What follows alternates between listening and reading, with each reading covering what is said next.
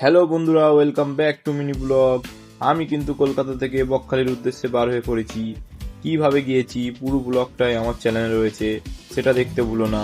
আমরা গিয়েছিলাম আমতলা হয়ে ডায়মন্ড হারবার, তারপর সেখান থেকে নামখানা, আর সোজা চলে গেলাম বকখালি। তো বন্ধুরা, গিয়ে দেখলাম বকখালি সমুদ্রের জলটা অনেকটাই দূরে ছিল, তাই আমরা একটু অনেকটা হেঁটে গেলাম। গিয়ে দেখলাম এখানে যে অনেক ক্রাউড এসেছিল। তো ওই দিন পড়েছিল বড্ড গরম, তাই আমরা একটা করে ডাব খেয়ে নিলাম। তারপর সমুদ্রের জলে একটু পা ভিজিয়ে নিয়ে আমরা সোজা বার হয়ে পড়লাম সাইট সিইং করার জন্য। তো প্রথমে আমরা চলে এসেছিলাম ফ্রেজারগঞ্জ সি বিচ দেখার জন্য, যেখানে আপাতত কিছুই ছিল না। তারপর ওখান থেকে আমরা চলে গেলাম কার্গিল সি বিচ দেখার জন্য। তারপর ওখান থেকে সোজা মৎস্য বন্দর গিয়ে সেখানে একটুখানি দাঁড়িয়ে ভিডিও বানিয়ে ওখান থেকে আমরা বার হয়ে পড়লাম হেনরি আইল্যান্ডের জন্য। আর হেনরি আইল্যান্ডে এক কথায় একদম অসাধারণ ছিল।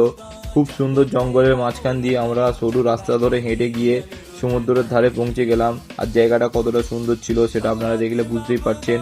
তো বন্ধুরা, এই ধরনের ভিডিও দেখার জন্য আমার চ্যানেলটা সাবস্ক্রাইব করে নাও।